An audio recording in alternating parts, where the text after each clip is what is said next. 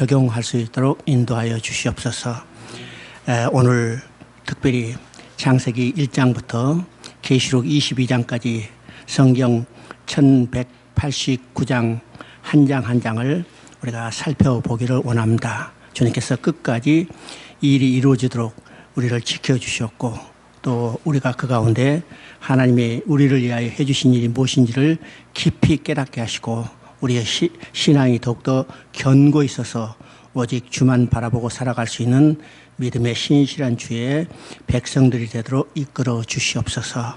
이 모든 말씀 우리 주 예수 그리스도 이름으로 기도드리옵나이다. 아멘. 자, 이 강의는요, 이제 초유의 일입니다.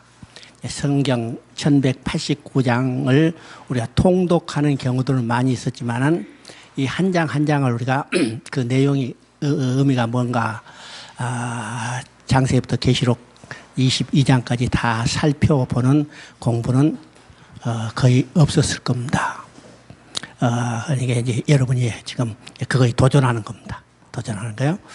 근데 이건요, 이제 여러분 아무 부담 없이 놀면 뭐해 이런 이제 분만 오시면 돼요. 그렇죠? 그래서 중간에 이제 그 일이 있다든지 못 나오든지 아무 부담 갖지 마시고, 또 자다가 또 벌떡 일어나서 야 오전에 안 왔는데 오해하겠다. 그래 와서 있었대요. 그리고 그래서 이제 저도 도전이고 여러분도 도전이에요. 도전이죠. 제가 지금 두 가지 일을 하고 있습니다. 지금 요거 이제 1189장을 다 이제 창세기부터 계시록까지 다 한번 이제 살펴볼 것에 도전하고, 또 하나는 지금 이미 시작했어요. 성경 각 권을 10분 내에 강의하는 겁니다. 10분 내에 강의. 그래서 지금 그 참 쉽지 않더라고요. 길게 말하는 건 괜찮은데 딱 정해가지고, 그래서 처음에는 5분에 도전하다가 그 일을 이제 송탄에 가서 이제 녹음을 했어요. 도저히 5분에 안 되는 거예요. 다 15분 넘어요. 그래서 온 거를 다시 정리해가지고 했더니 이제 10분 조금, 그래서 야 이걸로 하자 해가지고 지금 이게 영상을 찍고 있습니다. 영상이 다 돼서 정리되면 여러분에 이제 전해 줄 거고, 그에 따른 원고도 여러분에게 전해 줄 겁니다. 그 원고가 지금 다 이제 정리 안 됐으니까 원고가 다 정리되면 마지막 1189장 다 공부한 사람에게 내가 그걸 책으로 선물을 줄 거예요. 그죠? 몇 명이 받을까? 그죠? 또 언제 끝날지 모르니까 선물 받으러 오기도 쉽지 않죠? 하여튼, 이제 1189장. 내가 강의를 해놓고 내가 들으니까, 야, 상당히 잘 요약됐다, 이렇게 생각이 들더라고요. 그래서, 이제 그 두 일을 이제 지금 하고 있습니다.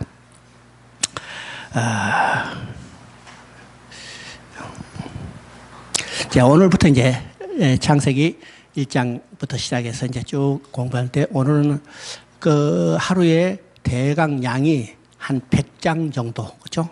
100장 정도 하면 1189장이니까 12번. 12번 계산하니까 8, 9, 10, 11월까지. 왜요? 그 중간에 좀 방학이 있어야죠. 지금 이제 8월 17일이 임시 공휴일이니까 연속으로 놀아요. 그때 공부한다 하면 내가 요거 놀을 수밖에 없죠. 그러니까 쉬고, 또 추석 때 공부하자. 안 되죠. 그래서 추석 때 쉬고, 또 언제 시작하면 또 쉬고, 그러니까 이제 전부 넉 달에 16주지만은 실제로는 12번 계산해서 이제 11월에 다 끝날 예정입니다. 예라이죠. 여러분 이제 대강 그렇게 계산하시고, 야 11월 달까지는 한번 내가 참석해 보자, 이런 이제 생각을 한번 가지시길 바랍니다. 오늘 이제 창세기부터 레위기까지 대강 보려고 그러는데, 하여튼 한번 해보십시다.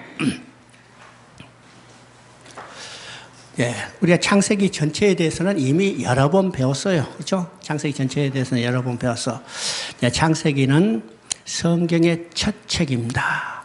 우리가 이제 성경 전체를 볼 때 세 가지 것을 우리가 머리에 정리하고, 이 세 가지가 성경에 어떻게 사이클로 반복되는가를 여러분 생각해 봐야 해요.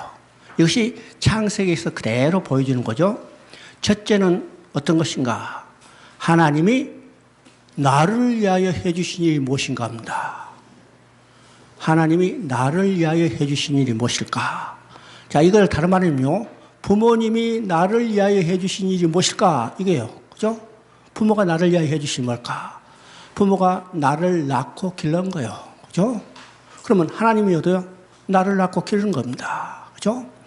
이것이 이제 성경 전체에서 반복되는 처음 생각이에요. 하나님이 나를 위하여 해주신 일이 무엇인가?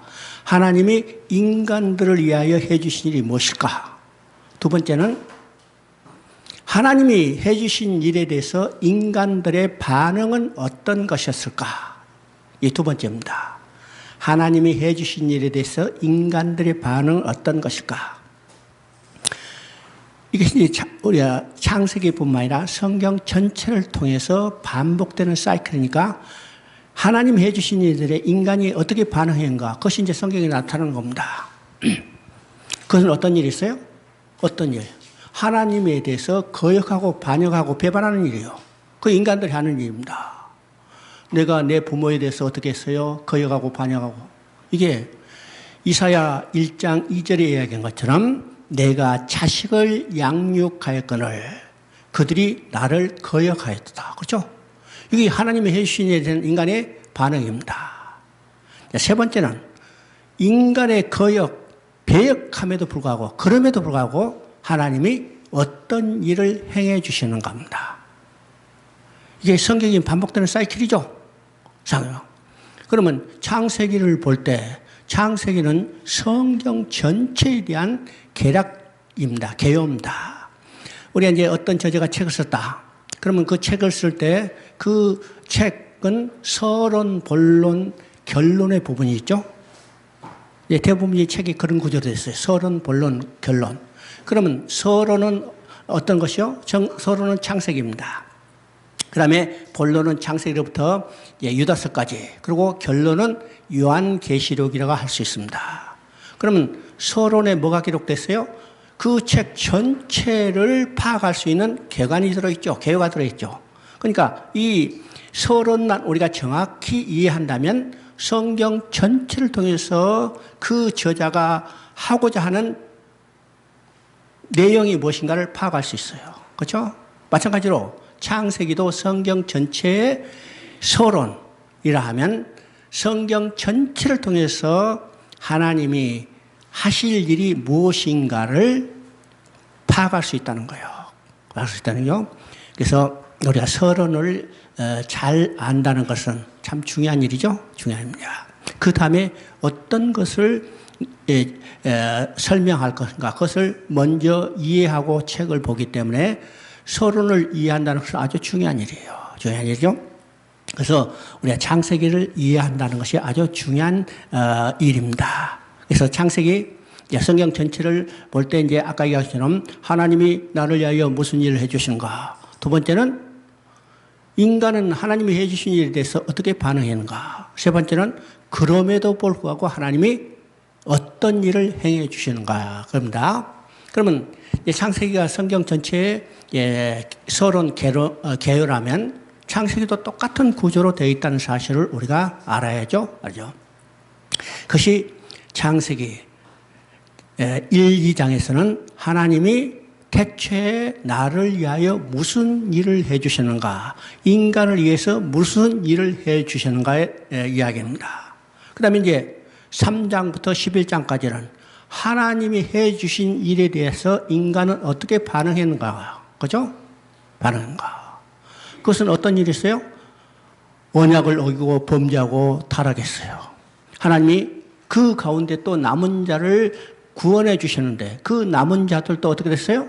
또 하나님을 배반하고 범죄한 거죠. 그 일이 어떤 것이냐. 궁극적으로 인간 자신들을 위한 나라를 건설한 바벨이라는 나라를 건설하는 겁니다. 건설한 거죠. 하나님 그것을 흩어버리시고 그럼에도 불구하고 하나님은 어떻게 했어요? 이제는 하나님의 계획과 목적을 성취해 가기 위해서 아브라함을 불러서 아브라함을 통해서 일에 가는 과정을 12장부터 50장까지 보여주고 있습니다. 자, 이 세 가지가 결국 성경 전체에 나타난 사이클이죠. 사이클입니다. 사사기의 사이클, 그 다음에 열왕기서의 사이클, 그 다음에 어디요? 포로 후기의 역사의 사이클입니다. 그리고 성경 전체 사이클이죠. 성경 전체 사이클입니다. 그러니까 여러분 이제 이 세 가지를 한번 생각하면서 이 사이클이 언제 어떻게 반복되는가를 생각하면서 성경을 읽으면 성경이 참 재밌죠? 참 재밌습니다. 창세기 1장입니다. 창세기 1장. 우리 이제 창세기 1장은 너무나 잘 아는 거죠. 창세기 1장, 이제 1장 1절에 태초에 하나님이 천지를 창조하시니라고 시작합니다. 이 간단한 말 속에 우주 만물은 우연히 생성된 것이 아니라는 거예요. 하나님의 주권적인 창조의 역사가 있었다는 거죠. 그래서 창세기 1장은 이제 창조의 기원을 말하는데 이것을 통해서 우주의 주권자는 누군가 곧 하나님이시고 역사의 주권자도 하나님이심을 선포하는 겁니다. 선포하는 거죠. 이 한마디를 통해서 오늘 많은 여러 가지 신간들에 대해서도 한마디로 일축해버려요. 일축해버리죠. 태초에 하나님이 천지를 창조하시니라. 오늘 이 창조에 대한 많은 이론들이 있어요. 하나님이 창조했다는 것을 부인하는 학설들도 많고 그러죠. 예, 그게 대표적으로 이제 진화론이에요. 진화론. 근데 성경은 분명히 말합니다. 태초에 하나님이 천지를 창조하시니라. 오늘 이제 이 창조에 대해서 이야기하는 많은 사람들이 내놓은 것은 설계자 이론입니다. 설계자 이론. 그렇죠? 여러분 이제 그런 말씀 들어보신 적 있어요. 설계자 이론. 모든 이 물건이 만드는 것은 최초에 계획하신 분이 있다는 겁니다. 그렇죠? 계획하신 분이 있다는 거예요. 그냥 우연히 만들어진 게 아니라 계획하신 분이 있는데 그럼 이 우주 만물은 누가 계획하시고 누가 만드셨을까? 집을 건설할 때도 이 설계하고 이 이루는 설계자가 있죠. 그래서 이제 설계자 이론을 여는데 바로 이것은 곧 하나님이시다. 하나님이다.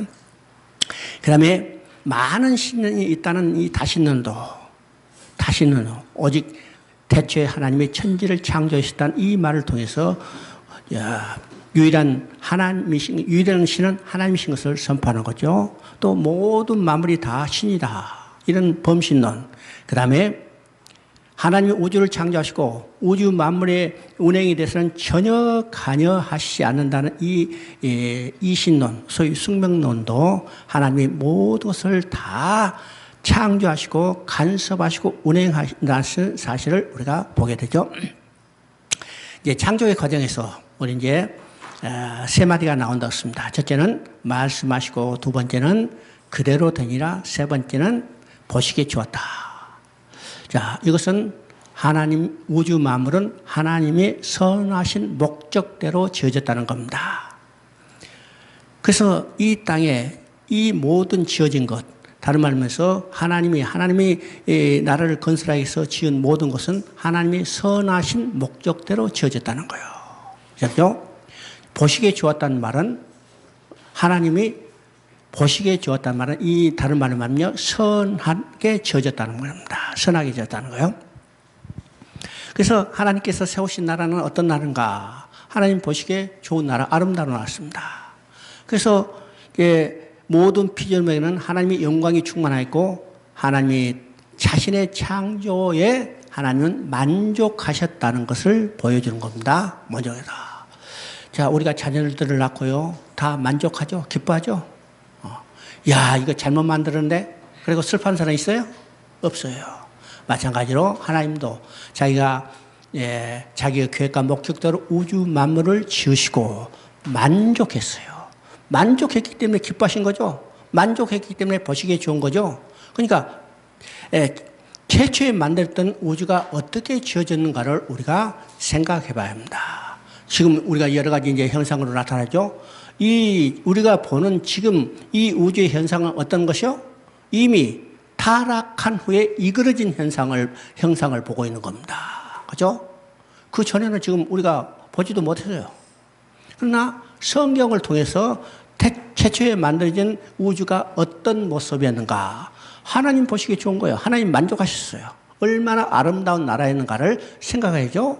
그럼 이것을 생각해서 자, 우리가 예수 그리스도를 통해서 완전히 회복해서 하나님 나라에 들어간다면 그 나라는 어떤 나라이겠어요?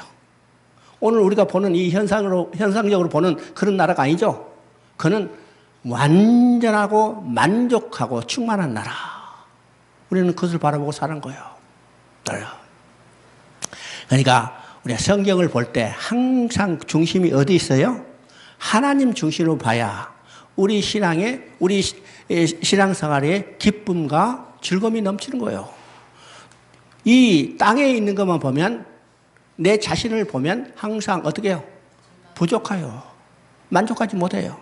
슬퍼요. 괴로워요. 괴로워. 자, 이 세상을 보세요. 지금 나타나는 현상들. 정말 우리가 숨 쉬고 살 수 있을 정도인가? 그죠?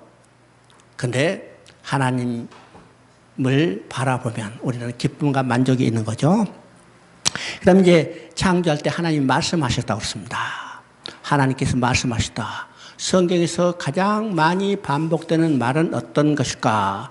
하나님이 말씀하시고, 하나님이 명령하시고, 하나님이 이루시기도 해요. 계속해서 그 말이 반복되죠. 여러분 창세기 이제 모세오경, 특히 모세오경을 보면 하나님이 말씀하시다는 것이 계속 반복됩니다. 말씀하시다 이르시되, 모세에게 이르시되, 그 백성이 이르시되. 근데 이 말씀은 언제 시작됐어요? 창조 때 하나님이 말씀하셨어요. 이 말씀이 계속 오늘도 반복해서 우리에게 전해지는 겁니다. 말씀하시고 명령하셨다. 말씀하셨다는 것을 통해서 하나님이 대체 우주 만물을 창조하셨듯이 오늘도 그 말씀을 통해서 어떻게 해요? 이 우주 만물을 통치하시고 섭리하시고 자기의 선한 뜻을 드러내려고 하시는 겁니다. 그렇죠? 그러면 우리가 하나님의 선한 뜻을 드러내기 위해서는 어떻게 해요? 하나님의 말씀을 들어야 해요. 그렇죠? 그래서 여러분은 하나님의 말씀을 듣기 위해서 이 자리에 왔어요. 이 자리에 왔어요. 우리가 친구로 여러 가지 세상 생활에도 마찬가지요. 계속 부정적인 말, 두려운 말을 하고 한 사람하고 같이 섞여 살면요. 그 사람 말에 어떻게 해요? 세뇌돼가지고 나도 두려워지고요. 나도 자괴감에 빠지고 그런 경우도요. 그죠? 이제 중국에 있을 때 그죠? 중국에 하도 핍박 많으니까 야 어떻게 하니 어떻게 할까 두려워하는 사람 계속 그 사람 들으면 나도 같이 두려워져요. 나도 두려워하니까 나 그 사람 안 만나요. 그런 이런요 사단은 사람의 전염성이 있죠. 쟤는 전염성이니까 우리가 하나님의 말씀을 들어야 합니다. 하나님의 말씀은 어떤 것이요? 최초의 우주 만물을 창조하실 때 하나님의 선한 목적대로 창조하시고 하나님 보시기에 좋았다는 그 말씀이 이루어진 겁니다. 그러니까 오늘 하나님의 말씀을 계속 들으면 어떻게 해요? 우리 심령 속에 기쁨이 솟아나는 겁니다. 내가 이 세상에서 어떤 것을 얻기 위해서 하나님 말씀 들은 게 아니요.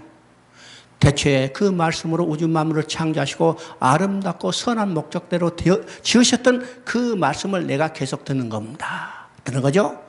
하나님은 그 말씀을 통해서 오늘 우리의 삶을 간섭하시고 이끌어 가신다는 사실을 우리가 알아야 합니다.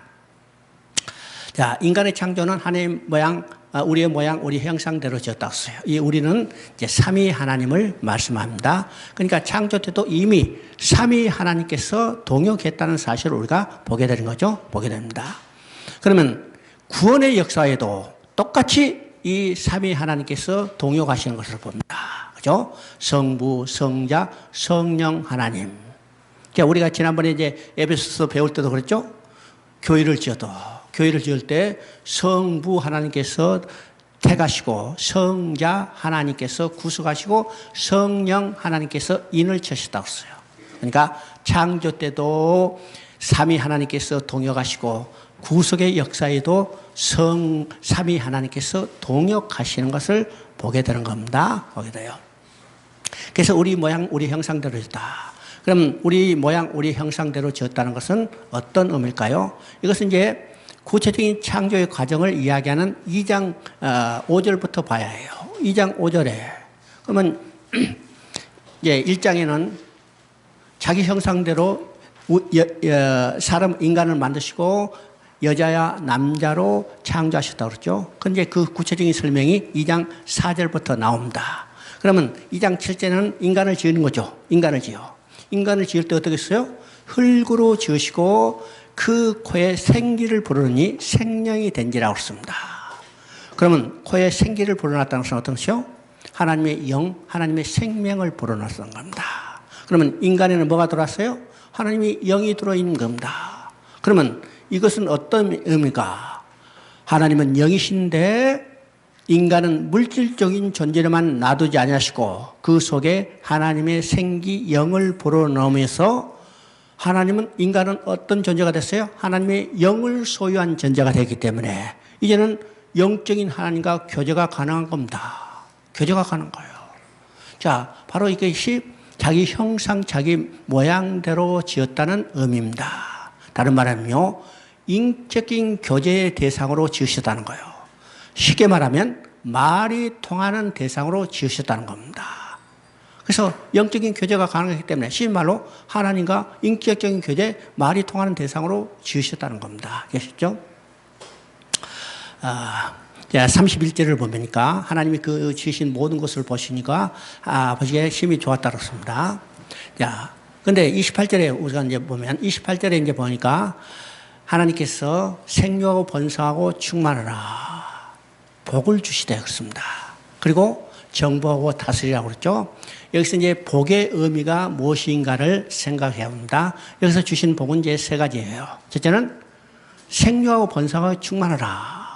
이건 다른 생물에게도 주신 복인데 인간에게도 똑같이 복을 주셨어요. 복을 주셨죠. 그럼 여기서 우리가 두 가지를 생각합니다. 생육하고 번성하고 충만하라.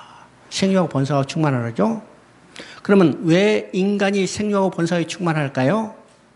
온 우주 가운데 하나님의 영광이 충만하기를 원하시는 거예요. 이게 하나님 마음입니다. 근데 아담 하나만 딱 지어놓으면 한 군데만 있잖아요. 한 군데만 있죠. 그럼 온 우주에 하나님의 영광이 충만하기가 쉽지 않아. 그래서 생육하고 번성하여 하나님의 형상대로 지은 인간들이 온 우주에 퍼져서 그곳에서 뭐예요? 하나님의 영광을 드러내게 한 거예요.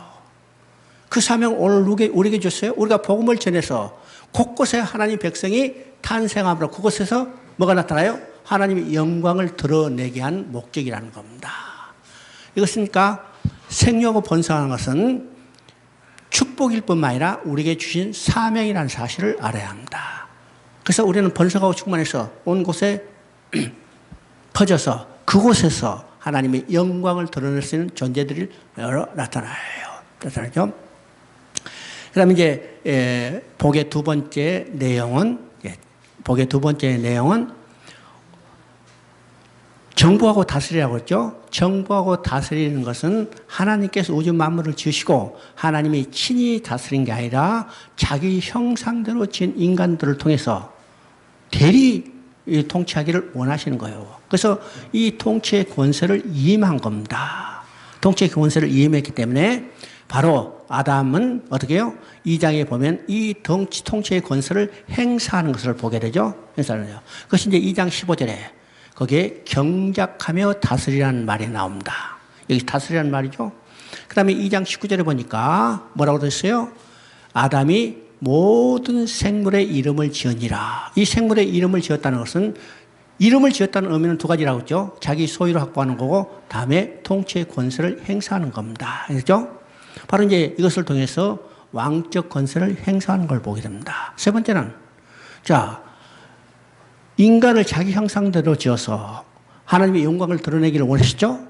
그래서 모든 만물을 대표해서 모든 만물을 대신해서 인간으로 하여금 하나님의 영광을 드러내기를 원하신 겁니다. 그러면 하나님의 영광을 드러내는 형식은 어떠신가? 하나님의 영광을 찬송하고 경배해야 해요. 이것을 다른 말로 예배입니다. 예배. 그러면 예배자로서 만들었다는 것은 인간을 제사장적 축복을 주셨다는 겁니다. 제사장적 축복. 그것이 이제 2장에 그대로 나타납니다. 2장 15절을 보면 경작한다는 말이 나오죠. 경작하는 말이에요. 경작한다는 말은 우리가 이제 그대로 이야기하면 농사 짓는단 말이죠. 농사 짓는단 말. 근데 어떤 미국의 학자가 이것을 오랫동안 생각해 봤어요. 야, 도대체 경작한다는 말이 어떤 의미일까? 경작한다. 우주 만물을 주시고 이 넓은 농토에 농사 지을 사람이 없어서 아담을 농사 지을 사람으로 농부로 지었단 말인가? 그건 아니죠. 아니요. 그럼 도대체 경작했다는 말이 뭘까? 이 말의 원어를 이제 분석해 보니까 이 경작했다는 말은 두 가지 의미가 있어요. 히브리 언어로. 첫째는 예배드리라는 말이에요. 예배드리다. 두 번째는 실제로 여기에 번역된 것처럼 농사 짓는다는 말입니다. 그러면 이 말이 어디 있었을까? 출애굽기 3장 12절을 보면 이스라엘 백성을 애굽에 나오게 한 목적이 하나님을 섬기려 하랍니다. 여기 섬긴다는 말이 바로 예배예요. 예배요. 아, 이게 인간으로 하여금 아담을 하여금 하나님께 예배드리게 하였구나. 그것이 이사야 43장 21절에 나오죠. 하나님께서 내 백성을 지으면 자기의 영광을 찬송케 하려 함이라.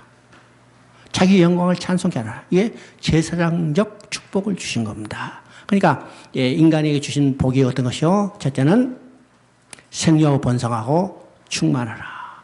이게 이 첫 번째입니다. 두 번째는 왕적 권세. 세 번째는 제사장적 축복입니다. 축복이요. 자, 2장, 그게 이제, 지어진 과정은 여러분의 여러 다른 책들에 많이 있어요. 자, 1장 2절을 보면 창조 이전의 모습 어떤 것이요? 혼돈하고 공허하여 흑암 위에 있더라. 그랬어요. 그죠? 여기 세 가지. 혼돈하고 공허하여 흑암 위에 있더라. 그래서 흑암 위에서 캄캄한 어둠 가운데 있어요. 그래서 이 캄캄한 어둠 가운데 하나님이 제일 먼저 어떤 말씀을 했어요? 빛이 있으라 하며. 빛이 있어야 해요. 빛이요. 그래서 빛이 있어야 하므라. 어둠을 빛으로 바꿔주신 다음에 어떻게 해요? 그 다음에 이 혼돈을 질서로 만드시고 질서가 이루어진 가운데 이제는 빈 것을 채우시는 과정으로 엿새 동안 창조의 과정이 이루어진 것을 보게 됩니다. 그러면 첫째 날은 것이요. 빛이 있으라 하시고 밤과 낮을 나누고 이게 혼돈을 질서로 바꿔주시는 거죠. 그 다음에 둘째 날은 궁창 위와 아래로 분리해서 이것도 이제 혼돈한 것을 아주 잘 정리하는 것을 보게 됩니다. 그 다음에 셋째 날은 육지와 바다를 분리했어요. 그러니까 첫째 날, 둘째 날, 셋째 날은 혼돈한 것의 질서를 보여하는 거죠. 어지러진 것을 다 정리했어요. 그 다음에 넷째 날, 다섯째 날, 여섯째 날 공허한 것, 빈 것을 채워주는 거예요. 빈 것을 채워줘. 이것이 이제 창조의 과정, 엿새의 과정입니다. 그 다음에 이제 2장도 이제 창조의 과정을 보여주는데 1장의 창조의 과정을 조금 더 구체적으로 설명한 겁니다. 그래서 1장과 2장의 창조는 같은 시대에 이루어졌어요. 그래서 그러니까 1장의 창조를 구체적으로 설명하니까 이 다른 창조가 아니라 동일한 창조인 것을 우리가 생각해 봅니다. 자, 2장 1절에 뭐라 써요? 천지 만물이 다 이루어졌다고 써요. 이것은 하나님의 계획과 목적대로 이루어졌는데 하나님의 계획과 목적은 뭘까? 하나님이 통치한 하나님 나라를 건설하는 게 있습니다. 그렇죠? 그리고 이제 2절에서는 2절 3절에서는 하나님이 모든 것을 다 마치시고 7일에 안식하셨다고 했습니다. 안식하셨죠? 바로 이제 창조의 목적이 여기 있어요. 하나님 나라를 건설하는 목적이 여기에 있습니다. 하나님이 하나님 나라를 건설하는 것은 우리가 쉽게 생각하는 것처럼 왕이 돼서 권세를 행사하는 거. 오늘같이 어떤 사람이 막 그냥 도둑 옆에서 백성을 억눌러서 자기 영관 집권을 하게 한 그런 목적이 아니고 하나님이 창조하는, 나라를 창조하는 것은 하나님과 백성이 하나가 돼서 아름답고 평화로운 나라에서 함께 사는 것을 말합니다. 알죠? 그래서 하나님 나라를 건설했어요. 하나님 나라를 건설. 그래서 제7의 모든 것을 다 마치시고 안식하셨다는 것은 어떤 의미일까? 자, 인간을 자기 형상, 교제의 대상으로 지었죠? 그래서 인간을 창조의 중심에 두겠어요. 그것이 이제 8절에 나옵니다. 에덴에 동방에 에덴을 창설하시고 사람을 거기 두시니라. 그럼 이 말을 통해서 뭘 보여요? 에덴을 창설한 목적은 인간이 살아갈 환경을 조성하시고, 그죠? 자기 형상대로 지은 인간을 거기 두시고, 안식하셨다는 말은 어떤 것인가? 자기 형상대로 지은 인간과 함께 살면서 기뻐하며 즐거우며 그의 영광을 드러내는 것이 안식입니다. 안식이죠? 그래서 성경에서 이 안식이라는 말이 얼마나 중요한가를 우리가 깨달아야 해요. 그러니까 우리가 안식하면요, 6일 동안 일하고 7개 쉰다. 이런 휴식의 개념으로 생각하지만은 성경에서 말하는 안식은 근본적으로 휴식의 개념이 아니라는 사실입니다. 휴식의 개념이 아니요. 이게 하나님의 창조의 목적이고, 이 안식은 다른 말로 말하면 자기 형상대로 지은 인간과 함께 살며 기뻐하며 즐거우며 그의 영광을 드러내는 것이 하나님의 안식이었고, 인간은 하나님의 안식 속에서 함께 안식을 누리는 겁니다. 이 말은 다른 말로 하면요, 하나님이 없으면 인간의 안식이 없다는 거예요. 그렇죠? 다른 말로 말하면 인간이 없다면 하나님의 안식도 없어요. 잘 알아야 합니다. 인간이 없다면 하나님의 안식도 없고, 하나님이 없다면 인간의 안식도 없단 말입니다. 그래서 우주 만물을 쭉 지은 과정 속에 마지막으로 인간을 지으시고, 인간을 자기 형상대로 지으신 목적은 인간과 함께 살면서 기뻐하며 즐거우며 그의 영광을 드러내는 거예요. 그러면 하나님의 형상대로 지은 인간은 하나님의 안식 속에서 함께 안식을 누리는 겁니다. 누리는 거죠? 자, 그렇던 인간이 이제 3장에 보면 범죄하고 하나님을 떠나버렸어요. 그럼 뭐가 깨졌어요? 뭐가 깨졌어요? 하나님의 안식이 깨졌죠. 하나님의 안식이 깨졌을 뿐만 아니라 하나님 앞에 쫓겨난 인간의 안식도 깨진 겁니다. 이 동시에 하나님의 안식도 깨지고 인간의 안식도 깨져버렸어요. 그러면 어떻게 안식을 회복할 수 있어요? 떠났던 인간을 돌아오게 해요. 그래서 떠났던 인간을 하나님이 찾아서 하나님의 안식이 회복될 뿐만 아니라 하나님을 떠나서 안식을 잃어버렸던 인간도 하나님 품속에 들어가야만 안식을 회복하는 겁니다. 참 이 개념을 잘 생각해야 합니다. 하나님 혼자 안식을 누린 게 아니에요. 인간이 있어야만 하나님의 안식도 누릴 수 있고, 인간도 하나님과 함께 안식을 누릴 수 있어요. 하나님 없이 절대로 안식이 없다는 사실을 알아야 합니다. 알아야죠? 이제 7절을 보니까 사람을 흙으시고 코에 생기를 불어넣으신 생명이 있었다. 이것은 하나님이 인간이 하나님을 모시고 함께 살아가는 성전적 존재로 지었다는 겁니다. 그죠? 요새 성전에 대한 개념을 우리가 잘 이해합니다. 자, 이것이 어디서 나타나요? 고린도전서 3장 16절에 너희가 하나님의 성전인 것과 하나님이 영이 너희 안에 계신 것을 알지 못하느냐. 그러면 흙으로 지었다는 것은 어떤가요? 우리가 구약시대 가시적인 성막을 지은 것과 마찬가지고, 가시적인 성막이 완성됐을 때 하나님이 거기에 임재했어요. 있죠? 하나님 영광이 충만했죠? 그러면 우리 몸도 흙으로 지으시고 거기에 생기를 보내다는 것은 우리 자신이 어떤가요? 하나의 성전적 존재로 지어졌다는 겁니다. 성전적 존재로 지었죠? 그래서 우리는 이제 구원받은 우리들이 하나님이 영이 계시기 때문에 우리를 성전이라고 그럽니다. 성전이니까. 창세 때 이 과정이 어떤 것인가를 우리가 생각해 봐요. 자, 그 다음에 이제 8절에 보니까 에덴을 창설하고 하나님이 거기에 두시는 것은 하나님께서 인간이 살아갈 환경을 주셨는데, 그래서 여기를 통해서 우리가 뭘 알 수 있어요? 인간은 하나님의 창조의 중심이었다는 사실을 알게 되죠. 그 다음에 이제 9절에 보니까 거기에 두 나무가 있었어요. 생명나무와 선악을 알게 하는 나무. 그러면 생명나무는 생명의 초월적 근원이시며 생명을 주권적으로 자원한 하나님의 영역을 의미합니다. 그러면 이 생명나무는 궁극적으로 누굴까? 우리 예수 그리스도라고 그러죠. 그 다음에 선악을 알게 한 나무요. 이 선악의 판단 기준은 오직 하나님이라는 사실을 말하고 있습니다. 그러면 생명의 근원도 하나님이시고 선악의 기준도 오직 하나님이요. 이것을 범해서는 안 되죠. 이걸 보면 안 된다.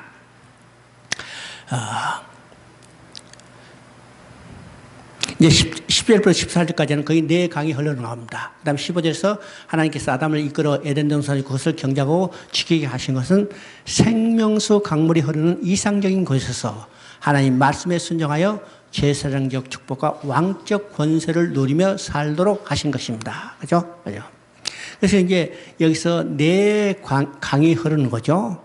자, 이거 에덴 동산에서 4강이 흐른다는 것은 우리가 계시록에서 하나님의 계획과 목적이 다 회복되고 거기에 새 하늘과 새 땅이 이루어졌을 때 어떤 모습이 나타나요?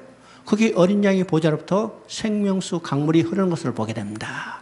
그러니까 창세기에 나오는 이 에덴 동산이 어디서 완성이 되는가? 바로 계시록에서 완성되는 것을 보게 되죠. 그래서 창세기 1장과 계시록 21장, 22장은 이게 겹치면 딱 이게 오버랩이 되게 되겠습니다.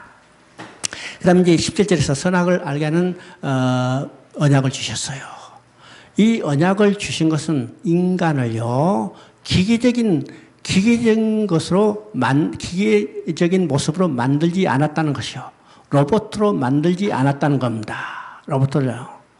언약을 주심으로 언약을 지킬 수 있는 완벽한 인격체로 만들었다는 거죠. 인격체로. 그죠? 자, 이것을 우리가 이제, 다른 말로 이제 행위 언약이라 합니다. 행위 언약으로. 왜일까? 야, 지키라. 그죠? 지켜.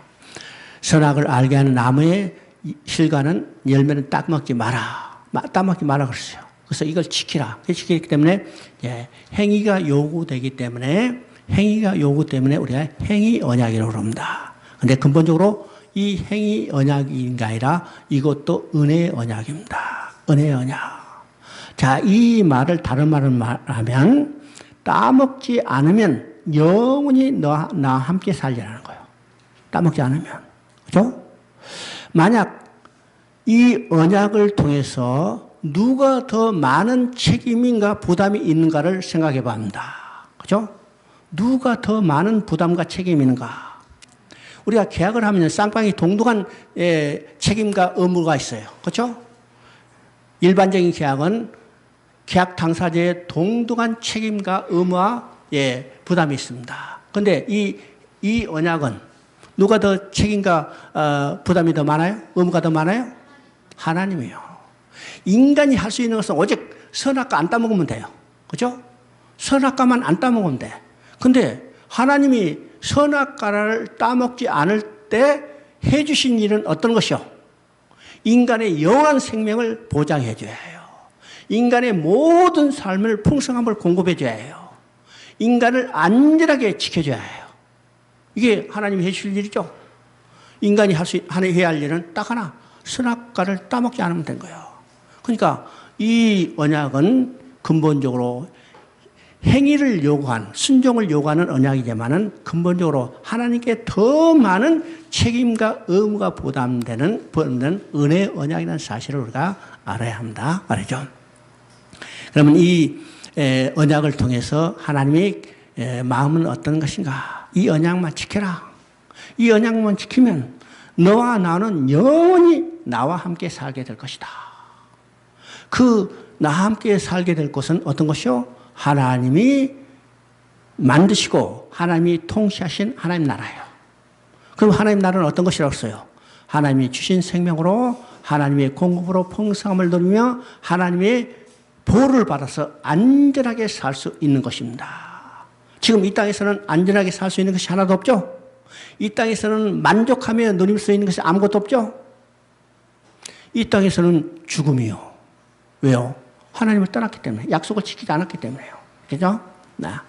그래서 이 언약은 하나님이 세우신 하나님 나라에서 영원히 함께 살기를 위해서 주신 언약이라는 사실입니다.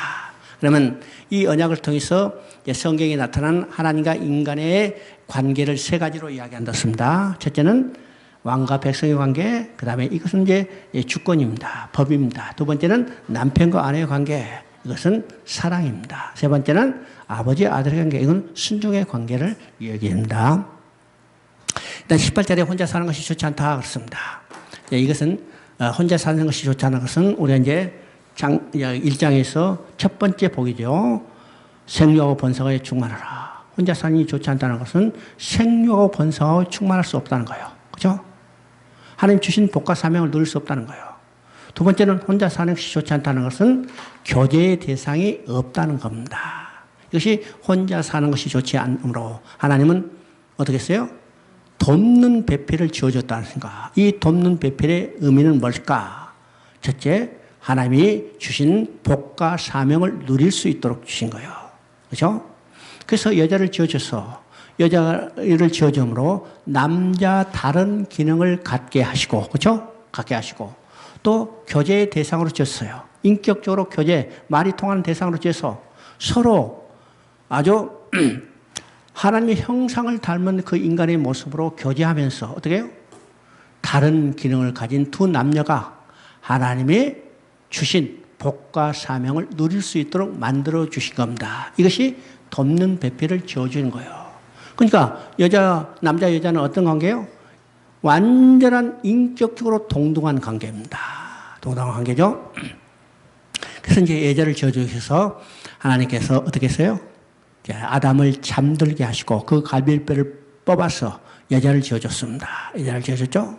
그러면 이 모습은 어떤가? 그래서 이제 아담이 지어준 여자를 보고 내 뼈 중에 뼈요, 살 중에 살이라고 했어요. 그럼 여자의 남자는 두 몸이 한 몸이요? 두 몸이 한 몸이요.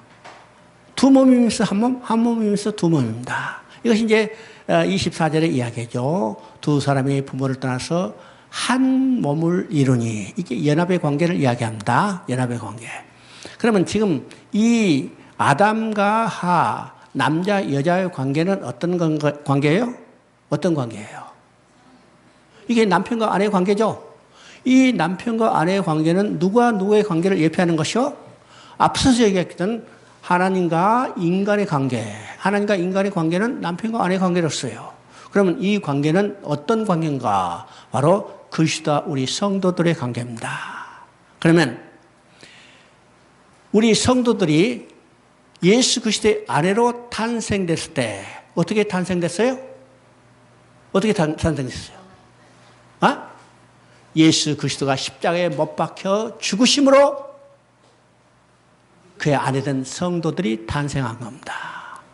아담이 갈비뼈를 하나 뽑아서 그의 배필인 여자 아내를 지어준 것과 같아요.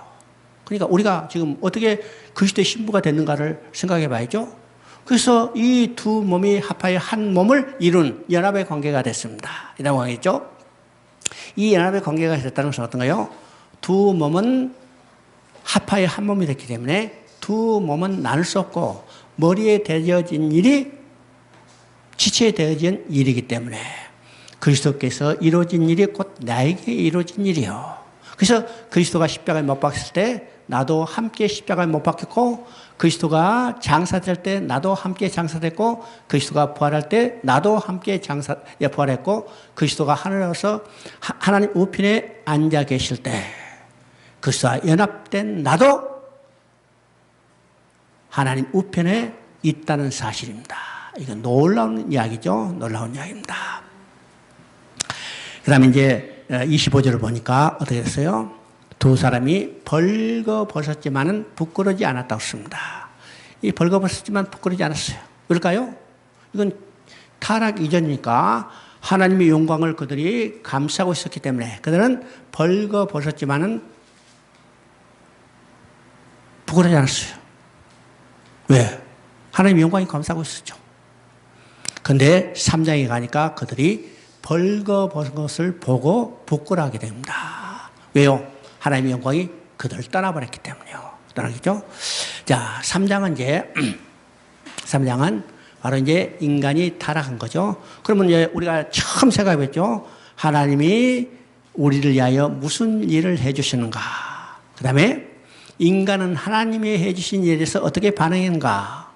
세 번째는 그럼에도 불구하고 하나님이 어떤 일을 해 주시는가 이겁니다. 그러면 지금 1장, 2장은 어떤 것이요? 하나님이 대체 무슨 일을 해 주시는 겁니다. 그걸 봤죠? 그럼 이제 3장부터는 뭘 봐요? 인간이 그에 대한 반응이 어떤 것인가를 보는 것이 되는 겁니다. 이것이 성경에서 반복되는 사이클이라고 그랬습니다. 그러니까 여러분 이것을 염두에 두고 성경 읽을 때, 야, 이 사이클이 어떻게 반복되나 참 신기한 일이다. 롤러코스터처럼 계속 반복된 거예요. 그죠? 이것이 성경 이야기입니다. 두 번째, 인간이 그에 대한 어떻게 반응하는가. 이것이 3장부터 11장까지 내용입니다. 그래서 이제 3장은 인간이 처음 타락한 내용입니다. 타락한 내용이요. 자, 여기서 이제 사단이 뱀을 유혹해서 인간을 유혹해서 넘어지게 하는 겁니다. 그죠? 이제 놀라운 일은요, 여기서 뱀이 인간을 유혹할 때 누구의 이름을 빙자했어요? 누구의 이름을 빙자했어요? 하나님의 이름을 빙자했어요. 하나님의 이름을 이용했다는 사실을 우리가 알아야 합니다. 이 말은 어떤 말이요? 뱀도 사단도 하나님을 알고 있었다는 거예요. 알고 있었는데 그들은 알았을 뿐이지 믿지 못한 겁니다. 믿지 못한 거예요. 그러니까 우리가 이제 안다는 것과 믿는다는 것은 다른 이야기죠. 그러면 우리는 어떻게 해요? 알면 반드시 뭐예요? 믿음이 습관돼요. 습관돼요. 오늘도 아는 사람들은 많죠. 아는 사람들은 많은데 실제로 아는 만큼 믿지 못한 사람들이 많다는 사실입니다. 그러면 어떻게 돼요? 이것이 유혹에 넘어지고 또 사단의 도구로 사용될 가능성이 많다는 사실을 알아야 합니다. 사단의 도구로 사용하는데 사단이 그렇다 말하지 않고 뭐래요? 하나님이 그렇더라. 하나님의 이름을 빙자해서 사단의 도구로 전락되는 겁니다. 자, 우리가 조심해야 할 이야기죠. 정말 우리가 조심해야 해요. 아는 것까지도 끝난 게 아니라 우리는 완전히 믿고 그에 따른 삶을 살아야 우리가 올바른 신앙의 사람을 살 수 있다는 사실을 우리에게 깨닫게 하는 겁니다. 여기서 이제 뱀의 정체는 사단이라고 했어요. 이게 이제 계시록에서 바로 옛뱀이요. 사단이 영이 쫓겨나니 옛뱀이요 곧 사단과 마귀라고 그러니까 이 뱀은요 사단이 이용하는 도구에 불과합니다. 도구에 불과하죠. 자, 우리 생각해 봅니다. 뱀은 하나님 보시기에 악하게 만들어졌어요? 하나님 보시기에 좋게 만들어졌어요? 좋게 만들었어? 지금 보니까 인간을 유혹해서 넘어지게 했는데? 뱀도 하나님의 창조물이라면 뱀도 하나님 보시기에 좋게 창조된 피조물입니다. 그런데 여기서 지금 사단의 도구로 사용될 뿐이죠. 사용될요. 자, 하나님을 안다고 하지만은 온전히 믿게 되지 못할 때 어떻게 해요? 사단의 도구로 전락될 수 있다는 사실을 우리가 생각해 봐야 합니다. 자, 거기 이제 요구하는 말이 하나님이 참으로, 그렇죠? 참으로 이란 말이라 합니다.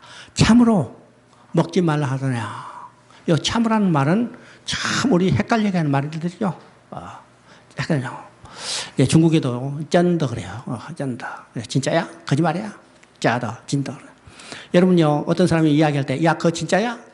3번만 반복하면 제가 말하는 사람도 지가 진짜로 말해놓고 나중에 헷갈리는 거예요. 이게 내가 진짜인가? 이게 참으로라는 말은요, 참 인간을 헷갈리게 하는 말이죠. 헷갈리게 하요. 그러니까, 이런 언어의 유예 우리가 참 조심해야 합니다. 언어의 유예.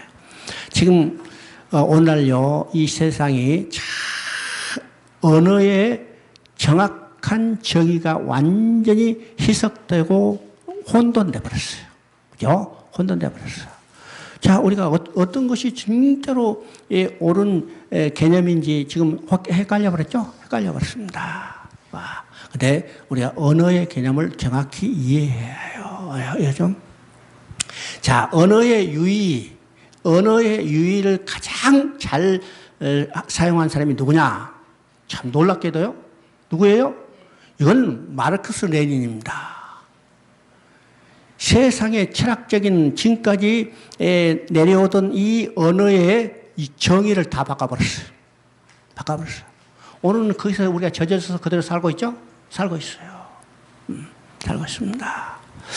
자, 우리가 우리 언어들을 성경을 읽을 때 거기에 나오는 용어들을 우리가 잘 생각해 보면서 우리가 성경도 읽어야 합니다.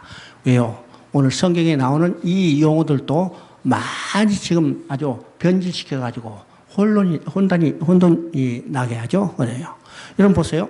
지금 동성애자를 동성애라는 말로 쓰지 않고 뭘로 써요? 성소수라고 쓰니까 이게 무슨 말인지 몰라. 그렇죠? 이건 완전히 언어의 장난입니다. 동성애는 동성애예요. 그래야 정확히 이게 개념이 되는데 성소수자. 그러니까 추미애가 자기도 성소수자라고 그랬어요. 왜? 출시가 적으니까. 이 헷갈리는 거죠? 헷갈리는 거예요. 자, 조심해야 합니다. 야, 법무부 장관이 성소수자가 어떤 의미도 모르고 자기가 성소수자래. 출시가 적으니까. 희귀성이니까. 그죠? 이게 오늘, 그러니까 이 용어들 참 잘 생각해야죠. 이건 참이라는 말은 참 인간으로 하여금 헷갈리고 의심을 자아내도록 하는 말입니다. 그러니까 교묘한 말로 그들을 제가 헷갈리게 해서 유혹하는 겁니다. 자, 4절에 보니까, 3장 4절에 보니까 너희는 결코 죽지 아니하리라. 반드시 죽는다고 했는데 죽지 아니라고 말씀을 변경시키는 거죠. 이단이 뭐예요? 이단이 뭐예요? 이 하나님의 말씀을 바꾸는 겁니다. 완전히 바꾸는 거 아니고 가서 쫙 바꾸는 거예요. 그 다음에 더욱 중요한 것은 먹는 날에는 너희 눈이 밝아져서 어떻게 해서 하나님같이 되리라. 참 되죠? 오늘 하나님같이 되려는 사람들 많죠? 하나님같이 되는 사람이야. 지금 시진핑이 세계를 지배하고 하나님같이 되려다 지금 망해가는 거예요. 지금 산샤댐이 먼저 무느냐 아니면 시진핑이 먼저 무느냐 둘 경쟁하고 있는 겁니다. 그죠? 근데 어떤 사람은 그래요. 산샤댐보다 시진핑이 먼저 무너질 거다. 그죠? 먼저 무너질 거다. 이건 거짓말로 인간을 교만해지도록 유혹하는 겁니다. 유혹하는 거예요. 오늘 이 사단이 썼던 이 미혹된 말은 오늘 우리 삶 속에서 그대로 나타나고 있다는 사실을 우리가 잘 알아야 합니다. 알아야죠. 자, 사단의 유혹에 남아서 결국 아담과 하와는 선악과를 따먹었어요. 이 선악과를 따먹는 것은 어떨까요? 단순히 선악과를 따먹는 이 불순종 행위에 있는 게 아니라 근본적으로는 하나님의 언약을 믿지 못하는 겁니다. 그러면 우리가 이 장을 통해서 어떻게 해요? 하나님과 인간의 관계는 어떤 관계냐면 언약의 관계입니다. 언약의 관계뿐만 아니라 인간의 편에서는 믿음의 관계예요. 하나님이 언약을 주시고 인간은 그 언약을 믿는 믿음의 관계죠. 그런데 아담과 하와는 이 언약을 믿지 못하고 손을 뻗어서 선악과를 따 먹었어요. 그래요. 그러면 언약을 어긴과 동시에 뭐가 깨졌어요? 믿음의 관계가 깨져버린 겁니다. 믿음의 관계. 그러면 성경은 우리가 믿음이라는 말이 왜 여기서 나요? 언약을 믿지 못했기 때문에. 믿지 못했기 때문에. 또 다시 돌아오기 위해서는 하나님 주신 새로운 언약을 믿음으로만 하나님 앞에 나갈 수 있어요. 믿지 못했기 때문에 범죄했습니다. 그러면 다른 말로 말하면요. 믿어야 하나님 앞에 다시 돌아갈 수 있는 거예요. 하나님과 인간의 관계는 언약의 관계고 인간의 편에서는 믿음의 관계라는 사실을 우리가 볼 수 있죠. 하나님이요. 선악과를 따먹지 말라 할 때 인간에게 부족함이 있었어요? 없었어요? 인간에게 부족함이 전혀 없었어요. 왜일까요? 동산에 있는 모든 나무의 열매는 임의로 먹되 그렇습니다. 임의로 먹되. 그죠? 딱 한 가지만. 선악과를 알게 하는 나무의 열매는 먹지 말라. 그러니까 선악과를 따먹지 않아도 인간이 생존할 수 있는 모든 조건은 누가 마련해 주셨어요? 하나님이에요. 하나님이에요. 하나님은요, 우리에게 무엇이라고 명령하고 요구할 때는 하나님은 그 명령을 지키고 요구하는 것을 행할 수 있는 모든 조건을 충족시켜주고 요구한다는 사실입니다. 우리 잘 알아요. 하나님은 우리에게 뭐라고 명령해, 무엇을 또 요구할 때 이 명령을 지킬 수 있는, 요구를 행할 수 있는 모든 조건을 하나님이 친히 먼저 마련해 주신 다음에 요구한다는 사실을 알아야 합니다. 그래요. 동산에 있는 이제 모든 나무의 열매는 임의로 먹되, 임의로 먹다고 그랬어요. 임의로. 밤에 자다가도 배고프면 먹어. 맛있으면 계속해서 먹어. 배가 터질 정도로 먹어. 그죠? 그 임의로 먹다 그랬습니다. 자, 인간이 이제 선악과를 따먹고 범죄했어요. 자, 범죄한 순간에 하나님의 영광이 떠났습니다. 떠났죠? 범죄한 순간에 하나님의 영광이 떠났기 때문에 그들이 육신이 그대로 드러났어요. 또 눈이 어떻게 했어요? 영적인 눈은 어두워지고 육신의 눈은 밝아져서 육신의 벌거벗은 것을 보고 이제는 부끄러게 되는 겁니다. 부끄러게 되죠? 부끄러게 되자 그것을 가리기 위해서 무화과 나무 잎으로 치마를 해 입었습니다. 이 말 있어요. 그때 하나님이 찾아오셨어요. 하나님이 찾죠? 그래서 하나님 찾아서 내가 어디냐고 물어보십니다. 그러면 이 의미는 뭘까? 하나님이 벌거벗어 범죄한 그들에게 찾아서 내가 어디냐고 물어보는 것은 하나님은 심판의 목적이 있는 게 아니라 구원의 목적이 있다는 사실입니다. 뭐래요? 만약 심판의 목적이 있다면 범죄한 그들에게 찾아오실 필요도 없어요. 먹으면 죽으리라. 바로 그 언약에 의해서 처벌하면 됩니다. 그런데 범죄한 그들에게 하나님이 찾아오셔서 내가 어디냐고 물어본 것은 심판의 목적이 있는 게 아니라 그들이 회개하고 돌아오는 구원의 목적이 있다는 사실을 알아야 합니다. 이것이 성경 전체에 나타나는 하나님 마음이죠. 이것이 우리가 성경을 볼 때 세 번째 질문. 그럼에도 불구하고 하나님이 어떤 일을 해 주셨는가? 그들이 선악과를 따먹고 범죄했음에도 불구하고 그들이 하나님이 그들을 돌아오시게 하시겠다는 하나님의 마음이 여기서 드러나는 겁니다. 드러나죠? 자, 내가 어디냐고 물어보실 때 하나님은 뭘까요? 잘못을 회개하고 돌아오기를 원하시는 하나님의 마음이 그 말 속에 들어있었어요. 근데 아담과 하와는 그 뭐라고 그랬습니까? 우리가 벗었으므로 두려워 숨었나이다 했습니다. 이 벗었다는 말은 어떤 의미요? 영적으로 죄 지은 인간은 하나님 앞에 나아갈 수 없다는 말을 벗었다는 말로 표현하고 있습니다. 벗었다. 그래서 성경에서는 이 벗었다는 말이 중요한 개념을 가지고 있죠. 그러면 벗어서 하나님 앞에 설 수 없어 하나님 앞에 쫓겨나는 겁니다. 그러면 인간이 가장 중요한 일은 하나님 앞에 다시 돌아가요. 돌아가기 위해서는 어떻게 해요? 벗은 것을 가려야 합니다. 그래서 성경에 가리움에 대한 개념이 계속해서 반복이 나옵니다. 알아요? 자, 계시록 6장 17절에, 6장 16절에, 자, 천지가 계백되는 이 재앙 가운데 누가 능히 서리오? 그렇죠? 누가 능히요? 누가 하나님 앞에 돌아가서 능히 서리오? 이 말입니다. 그죠? 근데 인간은 아무도 하나님 앞에 스스로 돌아갈 수 없어요. 그렇죠? 자, 그래서 벗었으므로 두려웠으마나이다. 이게 죄진 인간은 하나님 앞에 설 수 없는 것이라는 것을 이게 벗었다는 말로 표현합니다. 그들이 벗었기 때문에, 그 죄지었기 때문에 하나님 앞에서 설 수 없기 때문에 하나님 앞에 쫓겨나는 겁니다. 쫓겨나죠? 쫓겨나는 성경적 의미를 우리가 이미 배웠습니다.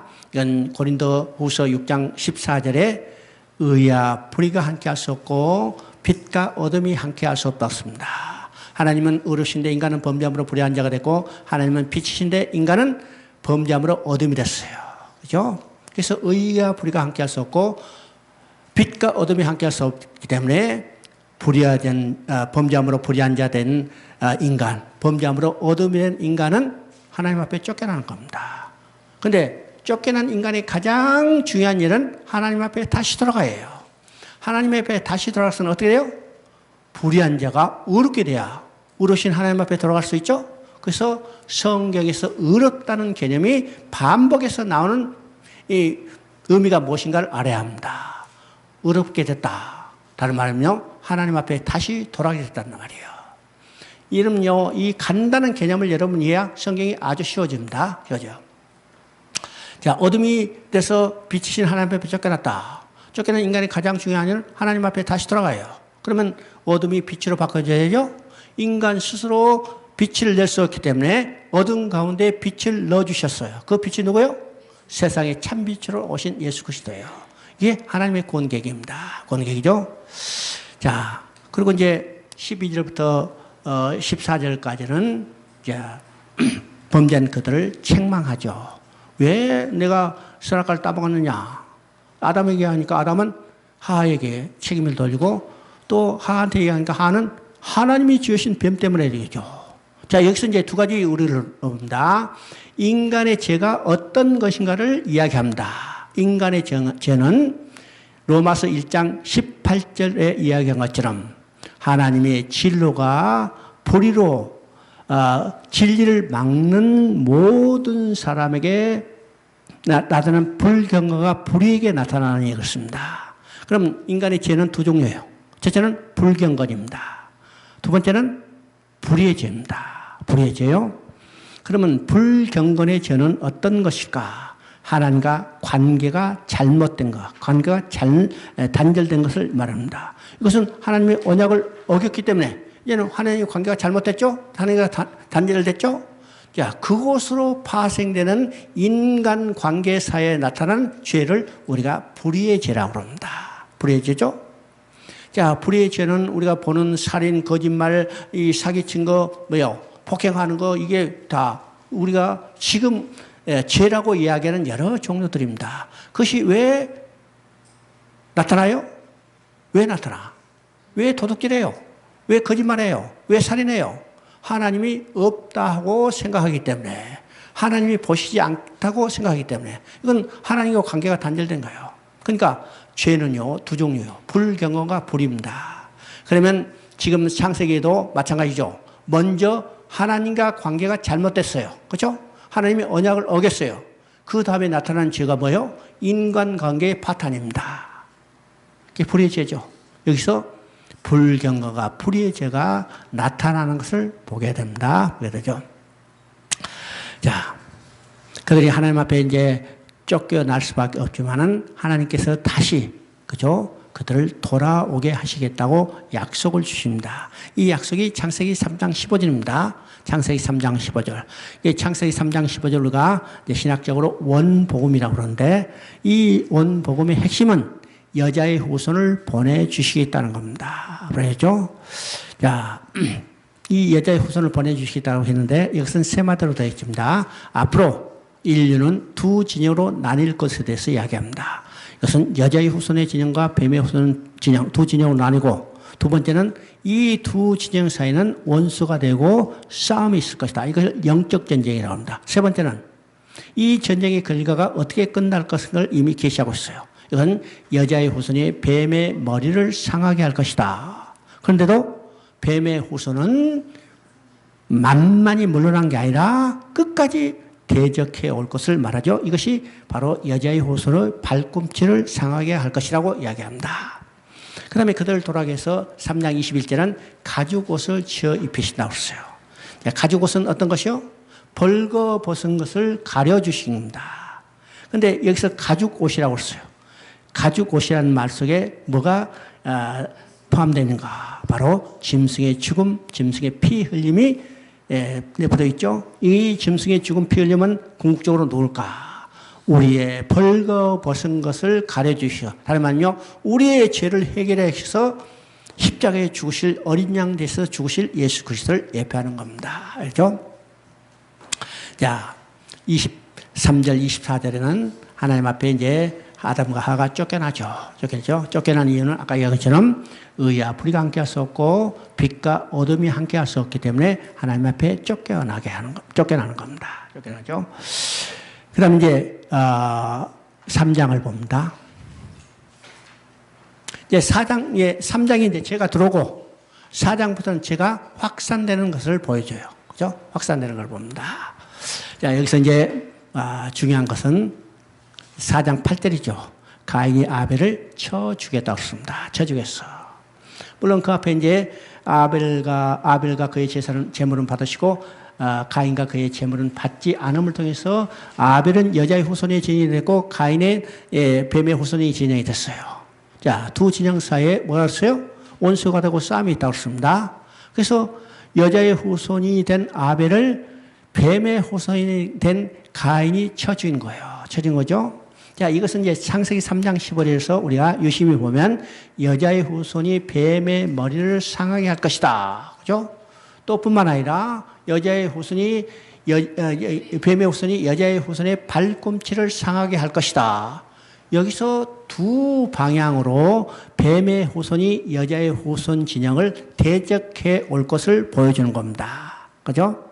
그러면 여자의 후손이 뱀의 후손의 머리를 상하게 할 것이라고 했기 때문에 뱀의 후손은요, 여자의 후손이 태어나면 자기가 반드시 멸망받을 것을 이미 하나님의 선포로부터 들었죠? 그러면 뱀의 후손이 생존할 수 있는 유일한 길은 뭐냐?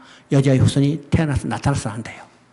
그래서 여자의 후손이 나타나지 못하도록 대적하는 역사가 성경에서 반복되는 거죠. 뿐만 아니라 여자의 후손이 궁적으로 태어났어요. 태어났죠? 예수님이 이 땅에 오셨어요. 그러면 뱀의 후손이, 여자의 후손이 이 땅에 나타나도록 하는 것을 위해서 실패했어요. 그러면 뱀의 후손은 이제는 안 되겠다. 물러나요? 아니요. 여자의 후손을 발꿈치를 상하게 한다고 했습니다. 이 여자의 후손을 발꿈치를 상하게 하는 역사가 어딘가? 지금 우리가 당하고 있는 역사입니다. 여러분 예수 믿었으니까 편했어요? 만사형통이요? 예수 믿으면요, 반대로 두 가지 고난이 나타난다고 했죠? 고난이 두 배가 된다고 했어요. 왜일까요? 발꿈치를 상하게 하는 대적이 나타나기 때문에요. 그죠? 오늘 우리 그 상에 처해 있다는 사실을 우리가 알아야 합니다. 알아야. 자, 그게 성경에 보면요. 여러분, 이제 이런 것들이 좀 이 문학적인 표현과, 구속사적인 관점이 맥이 무엇인가를 지금 이제 살펴봐요. 4장에 보니까,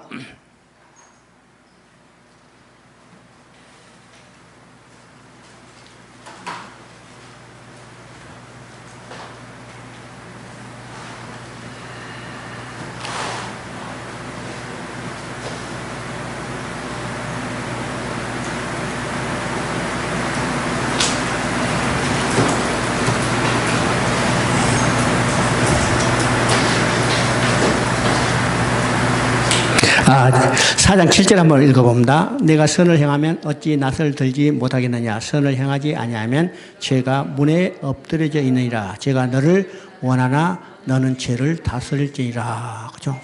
자, 이 말은요, 이건 상당히 문학적으로 표현되는 이야기입니다. 문학적으로. 죄가 문에서 너를, 문에 엎드려 있느니라. 이건요, 죄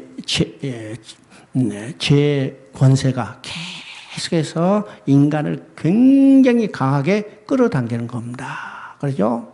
죄 유혹이 얼마나 심하게 밀려오는 이 상인가를 이걸 죄가 문에서 엎드리냐 이 말로 표현하고 있습니다. 여러분요, 여러분 날마다 순간마다 하나님 앞에 엎드려 기도하지 않으면 어떻게 돼요? 어떻게 돼요? 죄 유혹이 넘어져요. 우리가 예수 믿고 신앙생활 한다 하더라도 우리에게 죄 유혹이 얼마나 강하게 다가오는가를 생각해야죠. 정말 우리는 이런 것을 통해서 이 문학적인 표현을 해서 얼마나 죄가 우리를 끌어당기고 있는가. 날마다 우리를 끌어당겨서 문 앞에서 기다리고 있는 거예요. 그죠? 죄가 문지방 앞에서 주인을 쳐다보고 있듯이 이런 모습으로 죄가 우리를 끌어당기는 유혹하고 있는 모습들입니다. 이런 것들은요, 이제 문학적인 표현이니까 이제 성경에 이런 문학적인 표현이 많이 있는데 이걸 뭐냐면 참 여기 다 답변할 수 없어요. 그걸 가져와서 나한테 물어보면 답변할 수 없어요. 그래서 그런 것들은 참고로 내가 이야기를 하는 겁니다. 맞죠? 그 다음에 이제 5장을 보면, 여기 이제 4장에서 이제 중요한 것이 있죠. 자, 아벨이 쳐 죽임을 당했어요. 그럼 여자의 후손이 끊어졌죠? 근데 4장 25절, 26절을 보면 하나님은 다른 씨, 셋을 주셨다고 했습니다.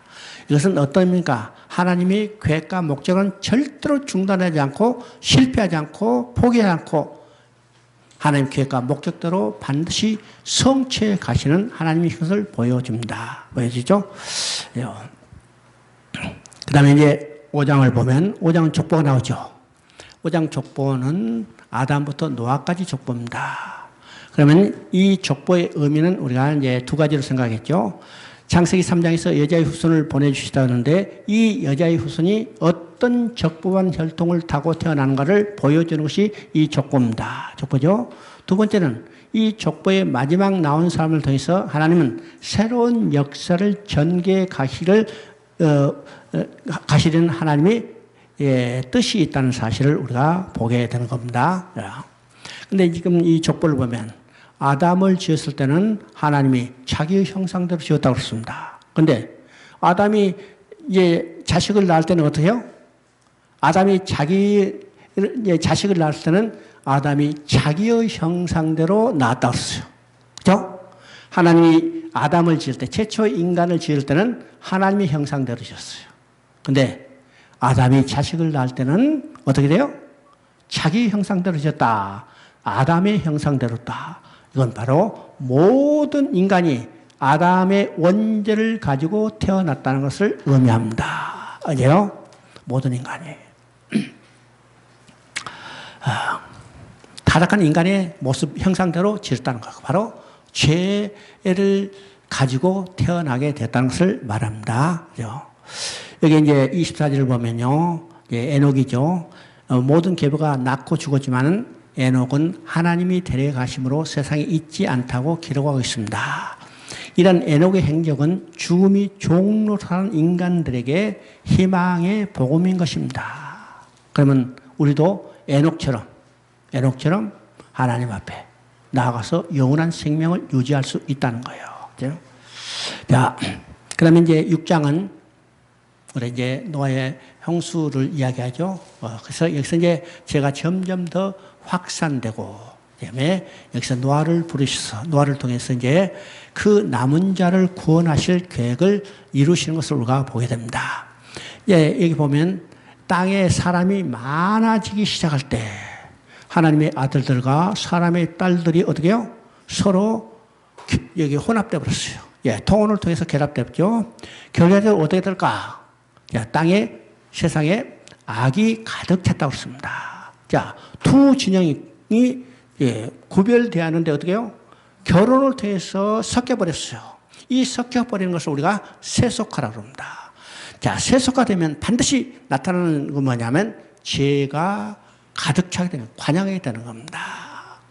오늘 교회도요, 이 세속화가 급진적으로 많아진 겁니다. 그래서 오늘 세상인지 교회인지 구분이 점점 쉽지 않죠? 구분이 쉽지 않습니다. 내가 이제 이번 주까지 대개원에 있는 데서 9번에 걸쳐서 이제 국사를 강의했어요.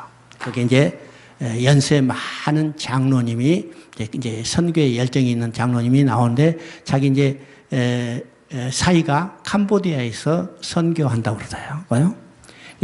캄보디아 선교한다가 지금 코로나 때문에 돌았어요.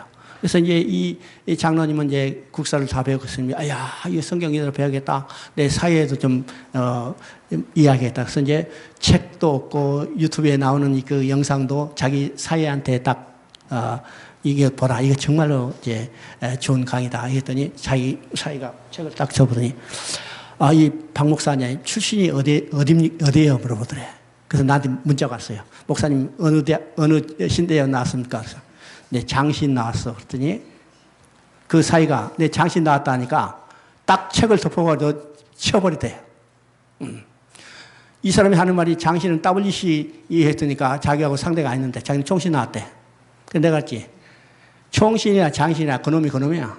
그렇죠? 총신은 WEA를 인정했어요. WEA나 WCC나 그놈입니다. WEA도 근본적으로 WCC보다 먼저 태어난 그들이 복음주의로 이야기하지만 거기에 뭐가 있어요?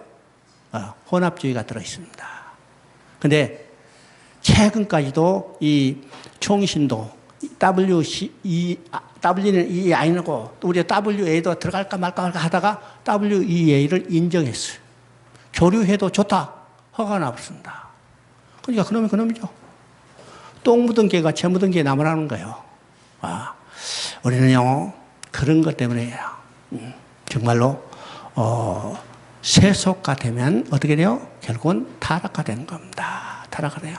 그러니까 우리가 이게 두 것이 섞이지 않도록 정말로 우리가 구별된 삶을 산다는 게 정말 쉽지 않지만은 항상 경계해야 합니다. 결코 쉬운 일이 아니에요. 우리가 영적으로 구분하기도 쉽지 않을 뿐만 아니라 구분한다 하더라도 그것으로부터 탈피해서 우리가 완전히 구별된 삶을 산다는 게 쉽지 않죠. 쉽지 않게 어디요. 우리의 능력으로 되지 않기 때문에 날마다 성령이 우리를 깨우쳐주고 우리의 삶을 인도해 가도록 성령 앞에 모든 것을 맡겨야 합니다. 맡겨야죠. 그럼 이제 세상에 악이 가득 차자 하나님은 세상에 악이 가득하는 것을 탄식하시고, 그죠? 탄식하셨습니다. 한탄하시고, 노아를 불러 이제 구원의 언약을 주시고 방주를 짓게 했습니다. 바로 방주를 통해서 구원의 길을 열어주신 겁니다. 그러면 이 방주는 누구를 예표해요?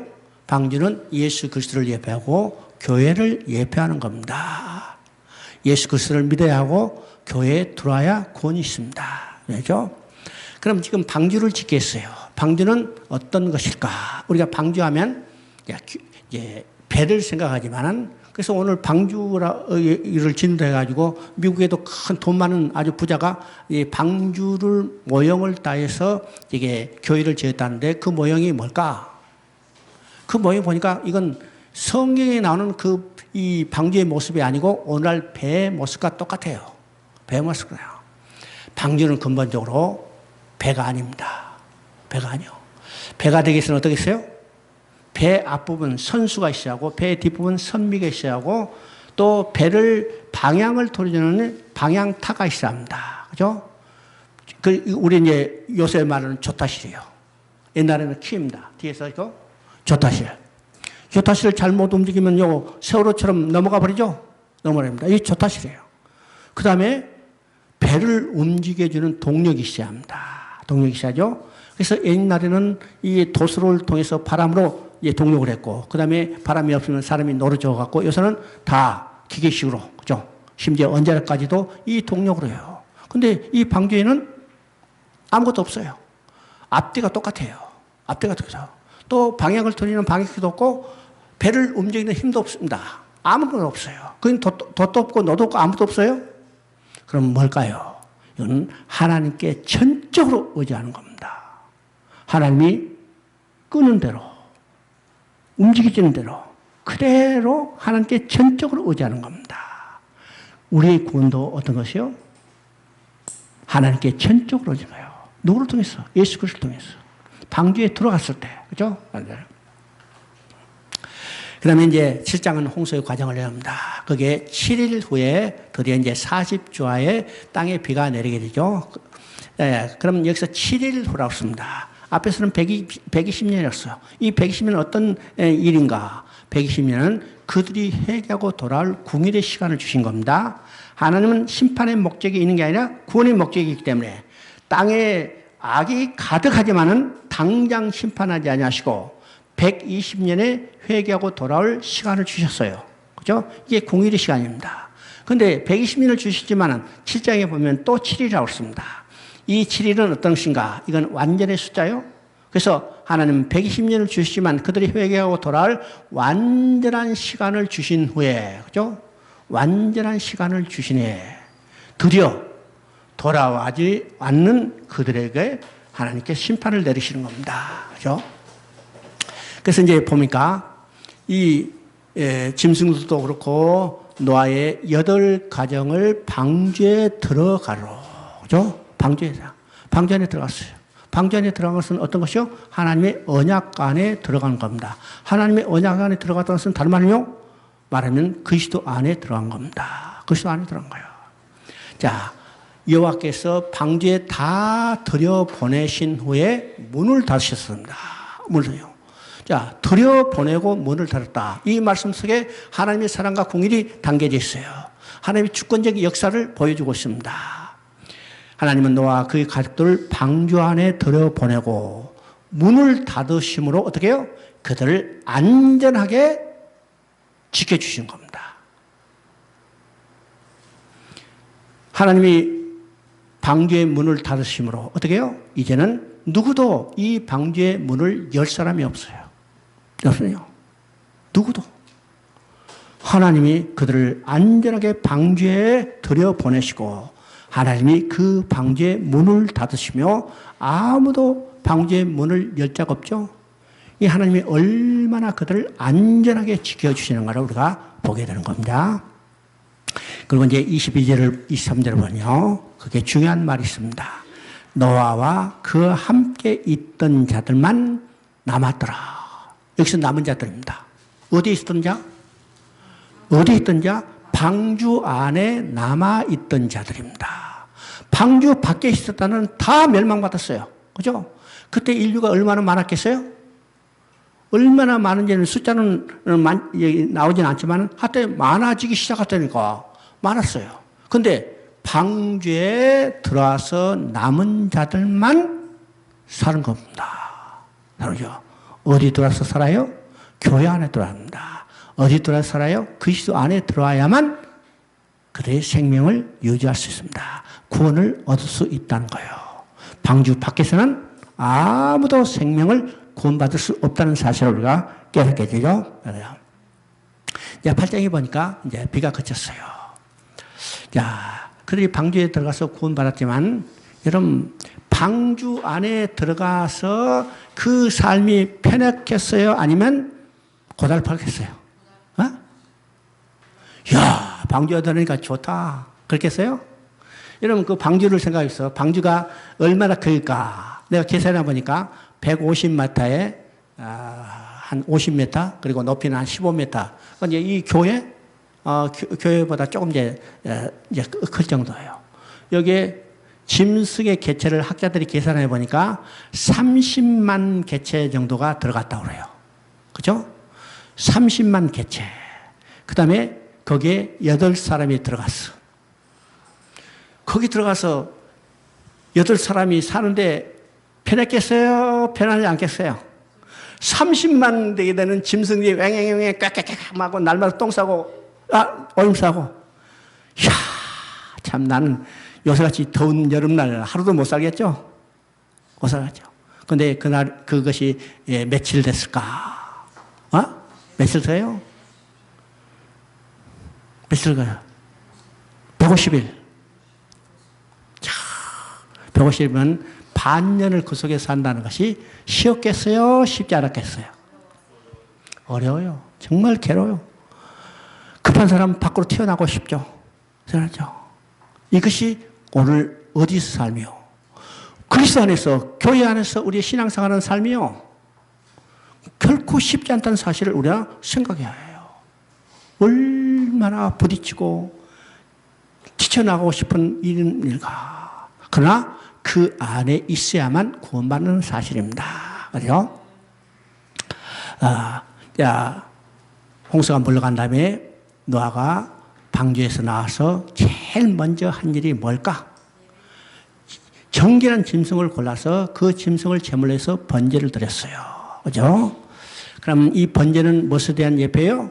하나님과 화해를 유지하는 그리스도에 대한 예표입니다. 바로 노아도 누구를 믿었다는 거예요?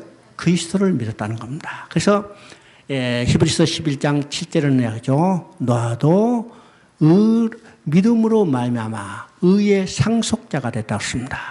그러면 노아가 누구를 믿었어요? 그 믿음은 누구를 믿으며? 예수 그리스도를 믿는 믿음입니다.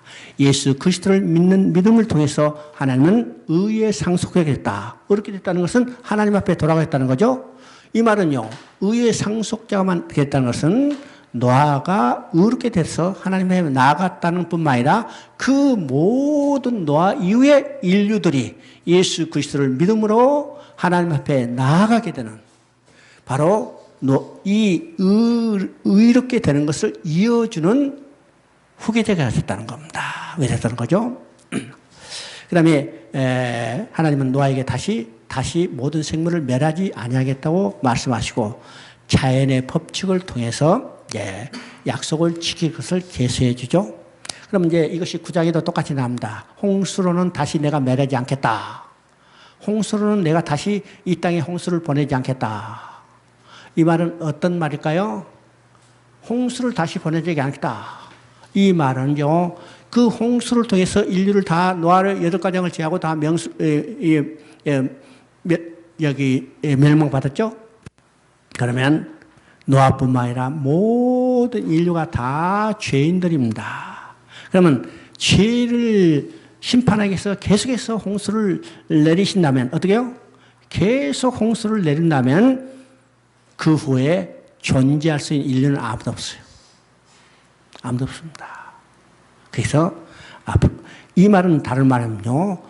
인간 세계에서 죄는 끝나지 않을 것을 하나님은 알고 계세요. 그렇죠? 죄는 끝나지 않기 때문에 홍수로 심판받을 죄는 계속해서 간영한다면 그때마다 홍수를 받는다면 인류가 존재할 수 없죠. 그래서 하나님은 다시 홍수를 보내지 않겠다. 한꺼번에 처리해버리겠다는 겁니다. 언제? 마지막 심판 때. 마지막 때. 자, 잠깐 쉬었다 싶다.